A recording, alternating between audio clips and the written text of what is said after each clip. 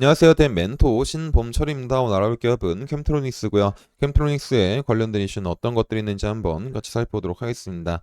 일단 캠트로닉스에 대한 매출만 간단히 살펴보게 된다면은 2023년도는 2022년도보다 매출액이 12.67% 소폭 하락하게 되면서 영업이익이 마이너스고 당기순이익이 적자로 전환이 됐다라는 거죠. 하지만 2024년도 같은 경우에는 이제 매출액이 소폭 회복을 하게 되면서 22년도 수준까지 다시 회복을 한다라는 겁니다. 그리고 캠트로닉스가 2024년도에 이 매출이 상승할 수 있었던 이유는 이 아이패드가 있다라는 거죠. 그래서 올해 출시하는 OLED 아이패드 같은 경우는 11인치와 12.9인치가 있는데 그 중에서 11인치를 현재 삼성 디스플레이가 담당하고 있다라는 겁니다.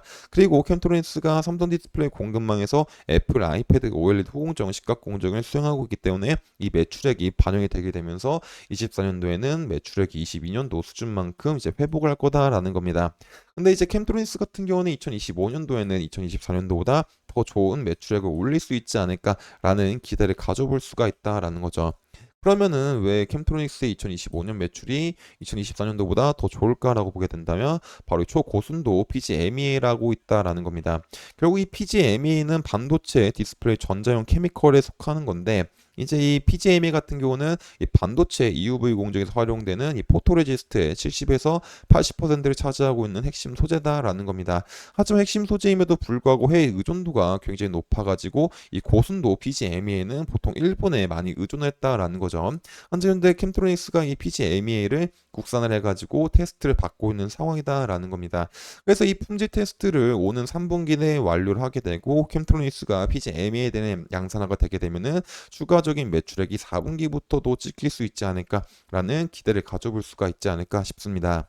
그리고 이제 또 다른 이유는 이 글라스 기판이 있다라는 거죠. 일단 글라스 기판은 2024년도부터 양산이 되고 있지도 않고 캠트로스 마찬가지로 글라스 기판에 대한 기술이 아직까지는 이제 뚜렷하게 상용화가 되고 있는 상황은 아니다라는 겁니다. 하지만 이제 이 글라스 기판 같은 경우는 앞으로 충분히 성장 가능성이 충분하다라는 거죠. 그러면 왜 글라스 기판에 대한 성장이 충분할까라고 보게 된다면은 결국에 반도체 글라스 기판이 뜨고 있는 거는 이제 AI가 있다라는 겁니다. 결국 AI 생태계 확대로 인해서 처리해야 될 데이터가 늘어나고 있기 때문에 반도체 고성능화와 5G AI 클라우드 확대로 고성능 반도체 패키지 기판이 PCBGA에 대한 수요가 늘고 있다라는 거죠. 그래서 이 PCBGA에 대한 수요가 늘고 있다 보니까는 기존 기판이었던 RF PCB 생산 라인이 현재 PCBGA 라인으로 전환이 되고 있는 상황이다라고 보시면 될 것 같습니다. 그러면 현재 이 라인이 전환이 될까라고 보게 된다면은 결국 이 패키지 증상에서도 반도체 회로 설계처럼 미세 공정이 요구가 되면서 한계점이 직면이 됐다라는 거죠. 결국 이 플라스틱 기판은 표면이 거칠고 두께가 줄이는데 어려움이 있기 때문에 패키징 크기가 커지게 된다면 기판이 휘는 문제가 생긴다라는 겁니다. 하지만 반면 유리 기판은 표면이 평탄하고 매우 얇게 만들 수가 있다라는 거죠. 결국 이 얇게 만들 수 있기 때문에 플라스틱에 비해서 두께를 절반 정도 줄일 수가 있다라는 겁니다. 결국 이 두께를 줄임으로 인해 가지고 신호 전달 속도와 전력 효율성을 높일 수 있어서 기존 대비 40%가량 반도체 칩 성능이 개선이 된다라는 겁니다. 그래서 이 글라스 기판에 굉장히 많이 참여하고 있다라고 보시면 될 것 같습니다. 그래서 이 글라스 기판에 참여하고 있는 기업을 보게 된다면은 이 인텔과 SK애플릭스, 삼성전기, 애플, LG 이노텍, AMD가 있다라는 거죠. 그리고 특히 SK애플릭스 같은 경우는 2025년도에 글라스 기판을 상용화할 목표를 가지고 있다라는 겁니다. 이제 삼성전기 같은 경우는 2026년이고 인텔 같은 경우는 2030년도다라고 보시면 될 것 같습니다. 그리고 이 글라스 기판에 대한 중요성이 부각되고 많은 기업들이 뛰어들고 있다 보니까는 이제 유리기판의 핵심 공정인 TGV 공정에 대한 수요가 증가할 예정이다라고 보시면 될 것 같습니다. 결국에 TGV라는 거는 글라스 소재 기판 패키지의 아주 작은 전극 통로를 만드는 작업이다라는 거죠. 근데 이제 캠트로닉스 같은 경우는 기존 대명적 디스플레이 유리 원전 식각 기술을 이용해 가지고 유리기판 핵심 공정인 TGV 공정에 속도를 낼 수가 있는 상황이기 때문에 이제 2025년도에 SK 애플릭스와 2026년도에 삼성전기가 이 글라스 기판에 대한 양산화가 시작이 되게 된다면은 이 캠트로닉스에 대한 이 TGV에 대한 부분들도 많은 매출을 올려줄 수 있지 않을까라는 기대를 해볼 수가 있을 것 같습니다. 그래서 이제 2024년도 같은 경우는 아직까지 이 PGMEA랑 이 글라스 기판 중에서 뭐 많은 매출이 나올 수가 있는 상황은 아니지만은 25년도부터는 이 PGM에 대한 매출액을 한번 기대해 볼 수 있고 또 글라스 기판에 사용될 수 있는 이 시각인 DGV에 대한 매출도 기대해 보면은 이제 앞으로 캠트로닉스에 대한 매출이 더 뚜렷하게 증가하지 않을까 싶습니다. 그래서 이런 기대감들로 인해 가지고 캠트로닉스에 대한 주가도 같이 상승할 수 있는 여력이 마련되지 않을까 싶습니다.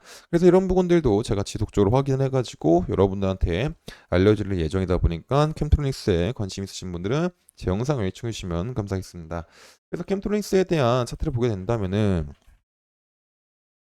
이제 캠트로닉스에 대한 차트가 지속적으로 주봉상에서 봤었을 때 이런 부분들에서 꾸준하게 이제 저항을 받았다라는 거죠.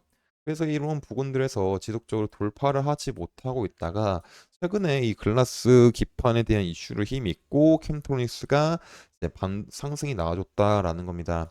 여기 상승이 나왔을 때 같이 거래량도 동반돼준 모습을 보이고 있다라는 거죠. 그리고 이제 오늘도 이제 장중에는 뭐 31,400원 부근까지도 상승을 했지만은 이제 거래량이 많이 동반이 되면서 이제 가격이 조금 많이 눌리고 있는 상황이다라고 보시면 될 것 같습니다. 그러다 보니까 이런 부분들은 이제 매물대가 많은 부분이어서 어느 정도 이제 본전 심리에 대한 매도 물량이 조금 많이 나오지 않았나 싶습니다. 그렇기 때문에 캠트로닉스가 지금 당장 이 가격을 다시 한번 추가적으로 돌파할지는 지켜봐야 될 상황이다라고 보면 될 것 같습니다. 그리고 일단 주의해야 될 점이 뭐냐면은 현재 캠트로닉스가 이 반도체 PGMEA랑 이제 유래기판 TCV 시가 공정으로 인해 가지고 이제 주가가 급등한 부분이 있지만은 아직까지는 이 부분에 대해선 이제 뚜렷한 매출이 나오지 않는다라는 거는 인지를 해야 된다라는 거죠.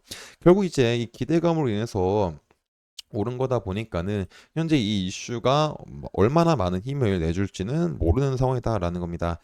그래서 지금 캠트로닉스는 조금 조심을 하는 어떤 시나리오도 괜찮지 않을까 싶습니다.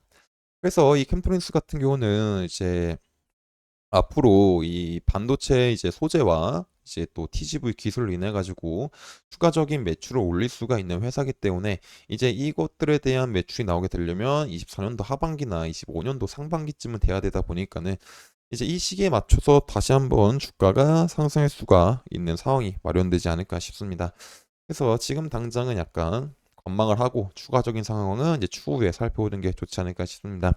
그래서 이런 부분들도 제가 지속적으로 확인을 해서 여러분들한테 알려드리다 보니까 캠트로닉스에 관심 있으신 분들은 제 영상을 시청해 주시면 감사하겠습니다. 그래서 이제 캠트로닉스에 대한 이제 추가적인 이야기는 이제 다음 영상에서 이제 찾아뵙도록 하겠습니다. 이상 대현 멘토 신범철이었습니다.